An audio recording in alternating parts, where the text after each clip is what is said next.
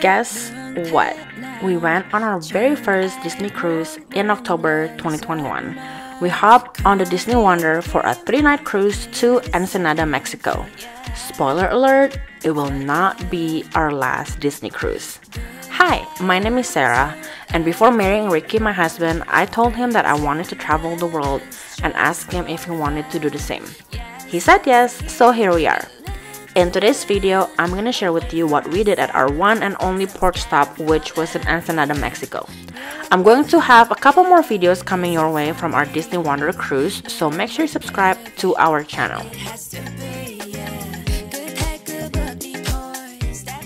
We started the day pretty early because we booked a safari jeep tour with the Disney cruise. We ordered room service breakfast because we were too lazy to go out and grab breakfast on our own. Our meeting time for the tour was 9 a.m. and I already know that we wouldn't be able to wake up that early. There were only 2 other groups on our tour, which was actually pretty nice. One group was another couple and the other group was a family of 4. Our tour guide Ricardo decided that the 2 groups of couples would be in one jeep and we could take turns driving the jeep.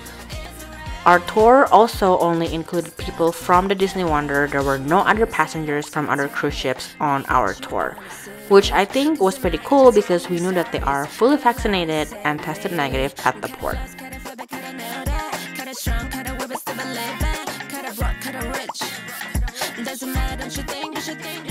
Our new friends are actually former cast members at Disneyland, and that is actually how they met. It was pretty cool to listen to their experience working at Disneyland while we were on this tour. Even though we are all vaccinated and tested negative, we still wore our masks inside the jeep.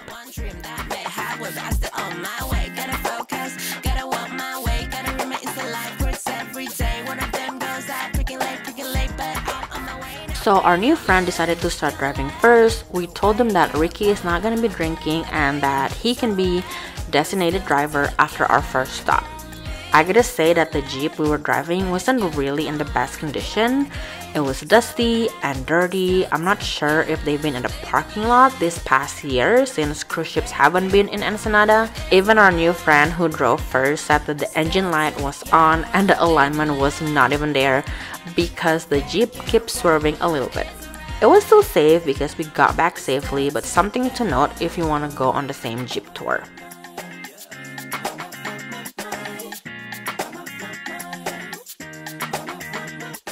Back to the drive, it was interesting to see how Ensenada looks like. It was our first time here. It looked honestly really similar to LA and the San Fernando Valley area with all the mountains and the hills. Our tour guide took us kind of off-roading in the rural areas. We saw some vineyards, but they look smaller than what I would expect of like Napa Valley. I thought it would be much bigger and just a lot of vineyards. But our tour guide did say that the season is almost over, so some of the plants might look a little bit dried up. He was saying that the vineyards are starting to develop new technology in ways that they produce wine.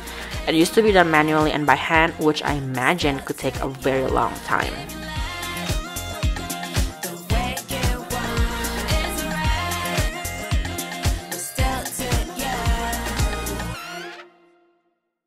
Our first stop is this boutique wine shop called Vintango. I only got to try one sample here just because I was really babysitting my wine. It was still pretty early in the day and I didn't want to get tipsy off wine just yet. The owner of the boutique wine shop used to live in California and she moved down to Ensenada to start a new venture. I don't really remember how long ago she moved exactly, but I think she said she's been in Ensenada for at least 10 years. She started an art gallery business first when she first moved to Ensenada, and then now she owned this boutique wine shop. Her office was inside this original house that was built in the 1800s. She also had some goats and a couple ostrich in the back of the property. We actually got to see it. It was pretty cool. She was also showing us one ostrich egg that she preserved. It was huge and honestly a good decor for her boutique shop.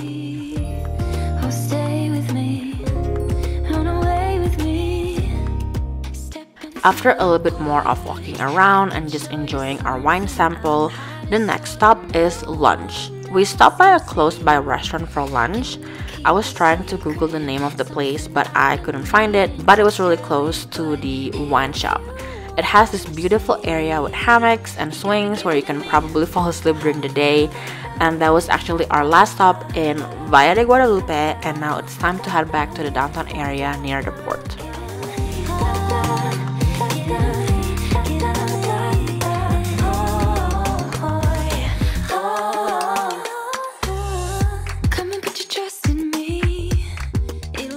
After we got back, we dropped off the Jeep and it's time to do the tequila tasting.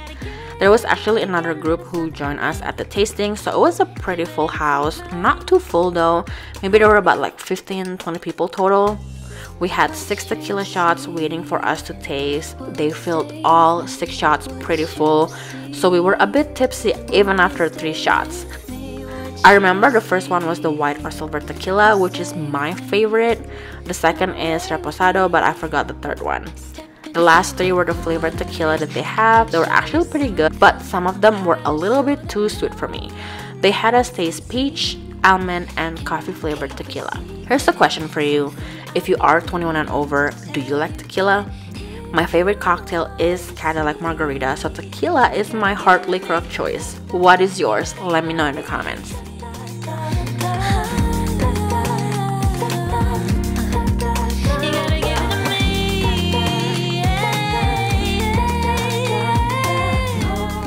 After our tasting, our tequila guide educated us on how tequila was made from the agave plant all the way to the tequila bottle. He also gave us information about how pure tequila shouldn't give you a bad hangover, and if that's the case, the tequila is no good. And I'm pretty sure he said that if the tequila is frozen when you put them in the freezer, that is not pure tequila either. Also, tequila is basically Mexico-owned, meaning that no other countries produce tequila as much as Mexico. And tequila is on number 4 of the things that Mexico exported, and the number 1 is beer. A fun fact about me, my favorite beer is Corona, and my second one is Dos Equis, and both are Mexican beers. One last thing that our tequila guide educated us on is that there is a tequila train you can do in Mexico, which we have put on our list to do. I did a little bit more research when I get home. I think you can find that train starting in the Guadalajara part of Mexico. I'm not too sure if that's the correct location, but it looks like it's around that area. And I'm gonna definitely do more research, and maybe me and Ricky and maybe a bunch of our other friends might want to go on this train ride.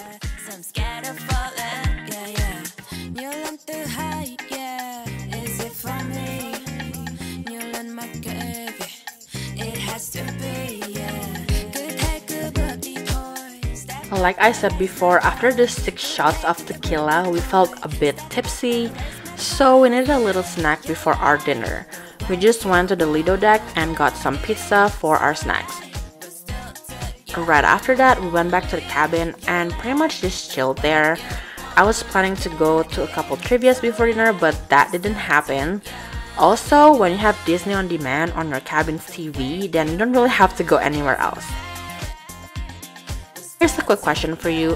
What is the one Disney, Pixar, or Marvel movie that you can watch over and over and over again? Let me know in the comments below. I actually have a few movies. I can definitely watch Coco over and over again. I just love that movie. I also love to watch Lilo and Stitch, probably Moana, and probably Mulan. Now, let's head over to our second night dinner at Tridents. It is one of Disney Wonder's dining venues, and it is inspired by The Little Mermaid. We actually arrived earlier this time because we didn't want to eat so late or be the last table to leave again like the first night. If you haven't watched our embarkation vlog, I will leave the link in the description box below. Make sure to head over there after you finish watching this vlog. So let's start with the appetizers. I got the iced lobster and jumbo shrimp. I usually order shrimp cocktails every single night on a Royal Caribbean cruise, but this is the closest to it on board the Disney Wonder. I also got the escargot tonight, and to be honest, I prefer the escargots from Royal Caribbean's MDR. But this one wasn't too bad either. I think they just cook a little bit differently, and I just prefer the way Royal Caribbean's MDR cooked the escargot.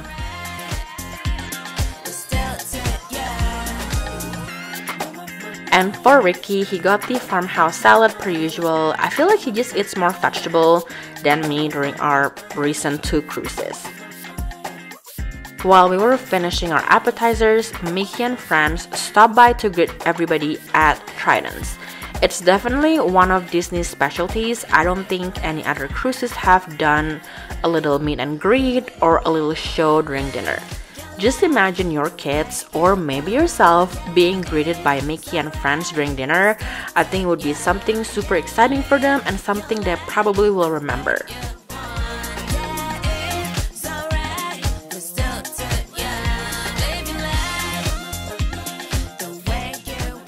Moving on to the entrees, we weren't shy about ordering 2 entrees tonight. Ricky and I ordered the Chateaubriand roasted filet steak. I hope I'm saying that right. I always ask for a medium well, but Ricky's medium rare looks better than mine. It comes with some potatoes and green beans on the side. For my second entree, I ordered the pasta. Our waiter was a little hesitant when I ordered this. He said many people thought it came with a full-size lobster, but I definitely wasn't expecting that. He also said that the sauce is a bit different than the usual pasta, which I agree with him. But I love the pasta anyway, so the sauce was also pretty good for me. Ricky's second entree was the oven-baked salmon royale. It came with traveled cauliflower puree and it was actually pretty good. It sounds kind of weird if you see the menu, but it wasn't bad at all. I tried a little bit of that. Which one of these entrees would you order? Let me know in the comments below.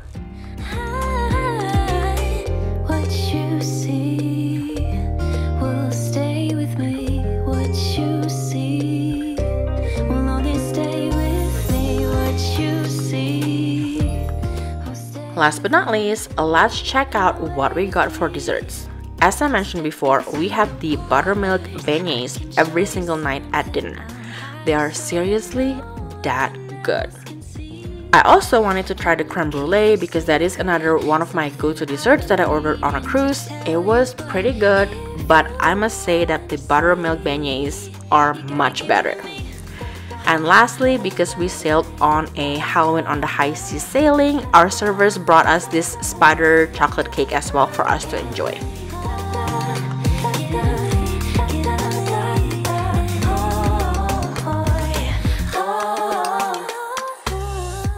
Before heading back to the cabin for the night, we decided to stop by Azure again for another trivia. It was the 90s music trivia tonight, and even though both of us are 90s babies, we didn't really know a lot of these songs. We obviously didn't win, but we had so much fun during the trivia. And we also learned new songs that we've never heard of before. Right after the trivia, they were setting up for the couple or newlywed game shows. It was probably one of the popular shows on the ship because Azure was pretty full. We never really participated in these game shows, but it's so much fun watching couples who just started dating or just got married versus the couples who have been together for a long time.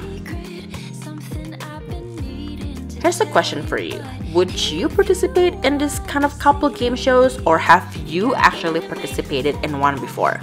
Let me know in the comments how your experience was. I think in one of these cruises, I'm gonna drag Ricky with me to do one of this couple game show. I think for some of the questions that they asked during the show, our answers would have the audience laughing so hard, for sure.